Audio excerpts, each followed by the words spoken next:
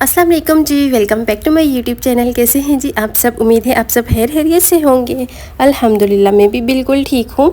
तो व्लॉग करते हैं स्टार्ट आज के जो व्लॉग है ना, इसमें मैं आपको बताऊंगी कि एक हाउस वाइफ जो है ना वो अपना ख्याल कैसे रख सकती है, साथ बिज़नेस मैनेज करना, अपने आप को देखना और बिज़नेस को देखना, ये सब कैसे मैनेज मैं करती हूँ, ये मैं आज के व्लॉग में आपको दिखाऊंगी। और बहुत सी लड़कियां मुझसे पूछती रहती हैं कि आप एक साथ इतने सारे काम किस तरह से करती हैं, कैसे मैनेज करती हैं, तो सोचा आज आपके साथ शेयर कर दूँ। यहाँ पे मैं शीट मास्क अप्लाई करने लगी हूँ। अच्छा, शीट मास्क के लिए ना मैं छोटी सी टिप देती चलूँ आपको कि आप जब भी अप्लाई करें तो वैसे आप अप्लाई ना करें जैसे आम रूटीन में हम लोग यूज़ करते हैं। आप जब भी नहा के निकले ना तो पोर्स हमारे जो है वो ओपन हुए हुए होते हैं। उस टाइम पे अगर आप शीट मास्क अप्लाई करेंगी तो उसका रिज़ल्ट आपको बहुत बहुत अच्छा मिलेगा। एक दफ़ा ये टिप ट्राई ज़रूर कीजिएगा। अच्छा, गर्मियों में मैं क्या करती हूँ कि जैसे ही अभी मैं शावर लेने जा रही हूँ ना, मैं अपना एक शीट मास्क लिया फ्रिज के अंदर रख देती हूँ, वो ठंडा हो जाता है और उसके बाद मैं जैसे ही नहा के निकलती हूँ फ़ौरन से मैं शीट मास्क अप्लाई कर लेती हूँ इस तरह से अपने फेस पर, और इसका रिज़ल्ट बहुत अच्छा आता है। स्किन एक तो ग्लो करती है और दूसरा बिल्कुल फ्रेश सी स्किन हो जाती है। तो आप लोग भी ना ये वाली टिप ट्राई कीजिएगा, तो इससे आपको रिज़ल्ट अच्छे मिलेंगे। जो लड़कियाँ कहती हैं ना हम शीट मास्क अप्लाई करते हैं हमें उसके रिज़ल्ट्स नहीं मिलते, तो आप इस तरह ट्राई करें एक दफ़ा, आपको ज़रूर मिलेंगे रिज़ल्ट्स। और ये जी इस तरह से ना इसके ऊपर से ये उतार देते हैं। तो ये बायो एक्वा का मैंने यूज़ किया है, ये मैंने दराज से मंगवाए थे। मैंने एक साथ ही ना इकट्ठे मंगवा लिए थे, मेरे ख्याल से 15 का सेट था। तो ये जब इनकी सेल चल रही थी ना तब मैंने मंगाए थे। 15 मुझे मिले थे, मेरे ख्याल से 500-600 में मुझे मिल गए थे, मैंने सेल से लिए थे। तो आप लोग भी इस तरह किया करें, जब सेल चल रही हो तो आप भी सेल से फ़ायदा उठाया करें, इस तरह की चीज़ें ले लिया करें। वैसे तो ये एक्सपेंसिव होती हैं, इतनी ज़्यादा हम लोग अफोर्ड भी नहीं कर सकते, लेना मुश्किल हो जाता है।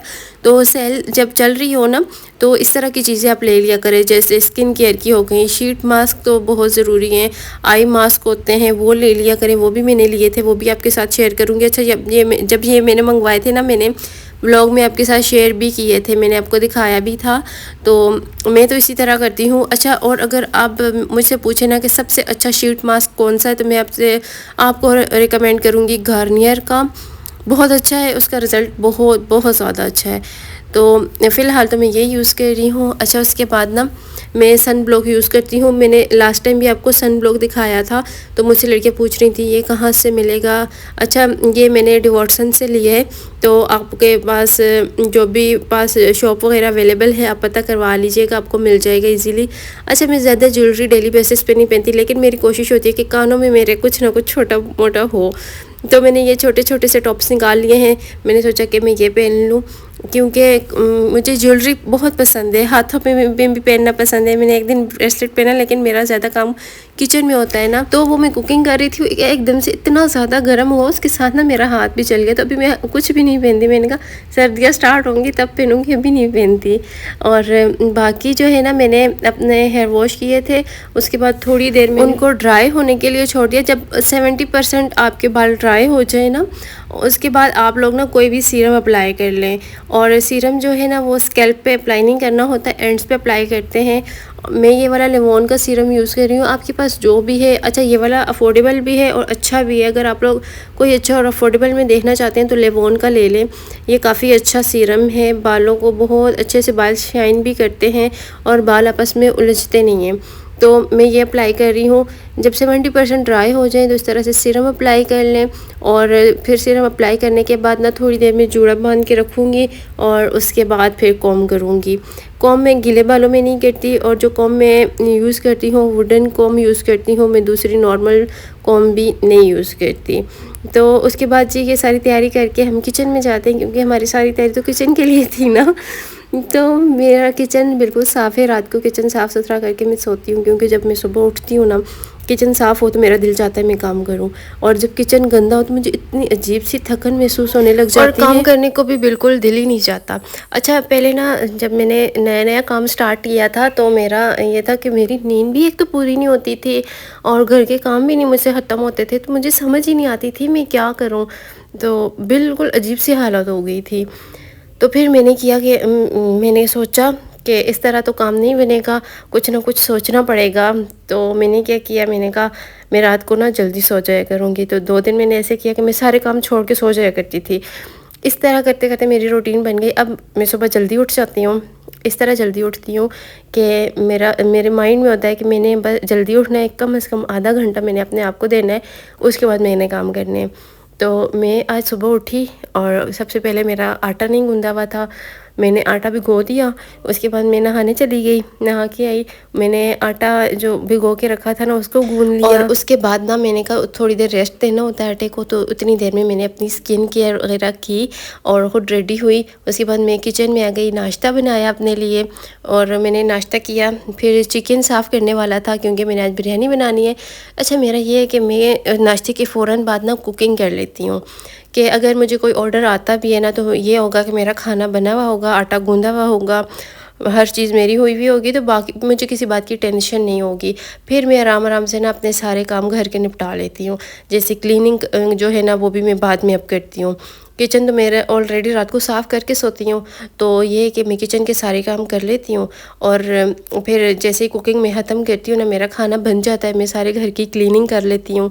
और उसके बाद फिर अगर मुझे कोई ऑर्डर आ भी जाता है तो मुझे ये नहीं होता कि मेरा खाना नहीं बना हुआ, मेरा काम नहीं हुआ हुआ। फिर जो भी शॉपकीपर वगैरह जो ऑर्डर करते हैं ना, उन्हें वेट नहीं करना पड़ता, उन्हें जल्दी खाना मिल जाता है। पहले तो इतना लेट हो जाता था कि मेरे लिए मैनेज करना मुश्किल हो जाता था, क्योंकि मुझे अकेले रहने की आदत नहीं थी। शुरू से ही मेरी शादी हुई तो मेरे घर में माशाल्लाह से सारे थे, मेरी कज़न थी, मेरी सासू माँ थी, मतलब सारे हम मिलजुल कर काम करते थे और इस तरह का काम भी नहीं था। फिर यहाँ पे शिफ्ट हुए भी मुझे 3 मंथ हो गए हैं यहाँ पे इस्लामाबाद में, लेकिन माशाल्लाह से मेरा काम बहुत अच्छा जा रहा है और मैं हर चीज़ मैनेज कर लेती हूँ, अकेले अब सब कुछ कर सकती हूँ। नाश्ता मैंने सुबह भिजवाना होता है 2-3 लोगों का, वो बनाती हूँ। अपने लिए नाश्ता बनाया, हस्बैंड के लिए बनाया, फिर खाना बनाया, फिर घर के सारे काम करती हूँ। इसके अलावा मैं अपना ख़ुद का ख़याल भी रखती हूँ, अपनी स्किन केयर लाजमी करती हूँ। ख़ुद को मैं ज़्यादा नहीं ना, आधा घंटा तो मैं लाजमी देती हूँ, आधा घंटा सुबह में, आधा घंटा रात में। तो ये जो टाइम होता है ना, इसमें मैं अपनी स्किन केयर कर लेती हूँ और मैं अपना फेस मसाज रात को करती हूँ। मुझे इतना सुकून मिलता है, इतना सुकून मिलता है, मेरा दिमाग रिलैक्स हो जाता है और मैं आराम सुकून से सोती हूँ। मुझे किसी चीज़ की टेंशन नहीं होती। और खाने की तैयारी जो होती है ना, मैंने कल क्या पकाना है मैं रात को ही डिसाइड कर लेती हूँ कि कल क्या पकेगा। स्टार्टिंग में ये था कि मुझे एक डिश डेली बनानी होती थी, लेकिन अब ये है कि मुझे 2 डिशेस बनानी पड़ जाती हैं, 3 भी बनानी पड़ जाती हैं। राइस तो मेरे डेली के होते हैं, तो उसके अलावा सब्ज़ी दाल जो भी हो ना, वो भी साथ में डेली का होता है। तो मैं रात को डिसाइड कर लेती हूँ और मैं वो बना लेती हूँ सुबह उठ के। कुकिंग का काम मेरा थोड़ा ज़्यादा होता है, इस वजह से मैं सबसे पहले ये करती हूँ। और जो सबसे मुश्किल काम मुझे लगता है ना, सबसे पहले उठ के मैं कहती हूँ इंसान को वही करना चाहिए और मैं भी वही करती हूँ। जो मुश्किल काम होगा सुबह सबसे पहले अगर वो हो जाएगा ना, तो समझे आपके बाकी के सारे काम हो गए। अगर वो आपका रह गया तो समझे आपका काम नहीं हो सकता। अच्छा, यहाँ पे मैं ये बोनलेस चिकन बना रही हूँ, इसकी रेसिपी भी आप लोग साथ साथ नोट करते जाएं। कल के व्लॉग में जैसे मैंने आपको बताया था कि मैं आपके साथ ना ये रेसिपी शेयर करूँगी, ये बहुत मज़े की बनती है, एक दफ़ा आप ट्राई कीजिएगा। अदरक लहसुन का पेस्ट लेना है और वो थोड़ा सा ऑयल डालना है और उसमें ना उसको ब्राउन कर लेना है, सही से ब्राउन करना है। उसमें आपने ना ये छोटे छोटे से पीस बोनलेस चिकन के करने हैं, इनको हल्का सा फ्राई करना है। इनके अंदर सिर्फ टिक्का मसाला डालना है, बाकी कुछ भी नहीं डालना। उसके बाद इनको अच्छे से फ्राई करके ऑयल में इसके अंदर ना टमाटर डाल देने हैं। वो टमाटर आप उस हिसाब से डालें जितना आपका चिकन है। टमाटर को अच्छे से उसका पेस्ट बना के डालें और उसके बाद मैंने थोड़ा सा नमक डाला जब टमाटर गल गए। सूखा धनिया डालना है कि खुशबू के लिए, और इसको थोड़ा सा बुनाई करनी है। उसके बाद इसके अंदर आपने केचप डाल देना है, टोमेटो केचप डालना है, चिली गार्लिक सॉस डालना है और उसको हल्का सा चूल्हे के ऊपर बस 2 से 3 मिनट के लिए रखना है और उसके बाद उतार लें। और इसका टेस्ट इतने मज़े का होता है, बहुत मज़े का बनता है। नाश्ते में ना झटपट से बन जाता है, अगर आप जल्दी में हैं तब भी आप बना सकते हैं। अच्छा, फिर ना मैं नीचे आ गई थी यहाँ शॉप पे, क्योंकि मैं पंसार की शॉप से ग्रोसरी करती हूँ। यहाँ से ना चीज़ें रिजनेबल प्राइस में मिल जाती हैं। मॉल में ना मुझे चीज़ें थोड़ी सी एक्सपेंसिव लगती हैं, कुछ चीज़ें हैं जो वहाँ पे सस्ती मिल जाती है और कुछ चीज़ें जो होती हैं ना वो ऐसे शॉप्स पे भी आराम से मिल जाती हैं और वो भी कम पैसों में। तो यहाँ पे ना फिर मैंने सारा मसाला वगैरह भून लिया था। उसके बाद मैंने चिकन डाल दिया इसके अंदर और साथ दूसरे तवे पे रोटी भी बना रही हूँ। अच्छा ये होता है ना कि अभी देखिए मैंने फिर से चूल्हा चेंज कर लिया है। तो मेरा ये होता है कि मुझे सालन रोटी के ऑर्डर भी आते हैं और साथ में ना राइस के आ गए, सब्ज़ी कोई बंदे ऐसे होते हैं जो सब्ज़ी खाना पसंद करते हैं, कोई चिकन खाना पसंद करते हैं, कोई दाल खाना पसंद करते हैं। तो इस तरह से ना चीज़ें बनानी पड़ती हैं। तो ये है कि अपना बिज़नेस है माशाल्लाह, घर में रह के मैं काम करती हूँ और अच्छा भी लगता है, मुझे खुशी भी होती है। और दूसरा ये है कि चलें कुछ ना आपकी सोर्स ऑफ इनकम बन जाती है, आपका ना कुछ आता रहता है आपके पास, तो खुशी भी होती है कि अपनी पॉकेट मनी अपने पास होती है। तो ये घर में बैठी लड़कियों को मैं यही कहना चाहूँगी कि अगर आपके पास हुनर है ना तो आप ज़रूर काम करें। कुकिंग तो आजकल मैं कहती हूँ हर लड़की को आती है। आजकल तो छोटी छोटी बच्चियाँ जिन्हें खाने पकाने का इतना ज़्यादा शौक़ है, तो मैं कहती हूँ अगर शहर में रह के आप कुछ भी नहीं कर रहे हैं ना तो आप अपना टाइम ज़ाया कर रहे हैं। गांव में मैंने बहुत कोशिश की है, गांव में अपना काम चलाने की बहुत कोशिशें की हैं, लेकिन बस अल्लाह पाक को जब मंजूर हो तभी होता है। जब आपके लिए अच्छा टाइम होता है ना, अल्लाह पाक को पता होता है एक मुकर्रर वक्त होता है, उस वक्त पे आपको वो चीज़ मिल के रहती है और जो आपके नसीब में वो आपको मिल के रहता है। जिसके जो मर्ज़ी कर ले, लेकिन जो आपके नसीब में ना वो आपको हर हाल में मिलेगा। तो इसी वजह से मैं कहती हूँ कि आपके बू हैं, आपके भाई हैं, अब मेरा कोई नहीं है, मेरे हस्बैंड हैं शुक्र अल्हम्दुलिल्लाह, लेकिन मेरे भाई नहीं है, अब्बू नहीं है। मुझे अपनी अम्मी को सपोर्ट करना है, अपनी बहन को सपोर्ट करना है। मेरी कोशिश है कि भले ही मेरी अम्मी का एक कमरे का घर हो जाए ना, लेकिन उनका अपना घर हो जाए। बड़ी कोशिश कर रही हूँ और इंशाल्लाह उम्मीद है मुझे, अल्लाह पाक पे मुझे पूरा यकीन है कि एक दिन इंशाल्लाह मैं अपनी अम्मी के लिए, अपनी बहन के लिए घर बनाऊंगी और वो उनके नाम पर होगा और वो उनका अपना होगा, जहाँ पे उनके लिए कोई रोक टोक नहीं होगी, उन्हें कोई बातें सुनाने वाला नहीं होगा, उन्हें कोई भी कुछ भी कहने वाला नहीं होगा। उनकी अपनी मर्ज़ी होगी, जैसे वो चाहें वो करेंगी। तो इंशाल्लाह अल्लाह पाक पे यकीन है। आप लोग भी दुआ कीजिएगा अल्लाह पाक मुझे मेरे इस काम में कामयाबी दें। और मैं बस सब अपनी बहनों से यही कहना चाहूँगी, घर में बैठे फ़िज़ूल टाइम वेस्ट मत करें। अगर आप पैकेज भी लगा रही हैं, मैं अपने हर व्लॉग में कहती हूँ उसको ज़ाया मत करें। देखिए आप वीकली लगाती हैं, मंथली आप पैसे तो देती ही हैं ना, तो उसको आप फ़िज़ूल में वेस्ट मत करें। आप कोशिश करें जितने आपने पैसे लगाए हैं ना एक पैकेज पे, उससे डबल ट्रिपल आप उस मंथ में कमा लें।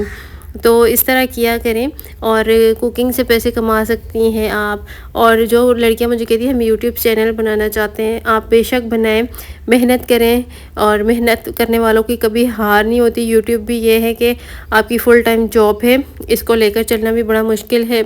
और ये है कि आपका जो काम 15 मिनट में होना है ना, आप अगर वीडियो शूट कर रहे हो तो आपका वो 20-25 मिनट में चला जाता है।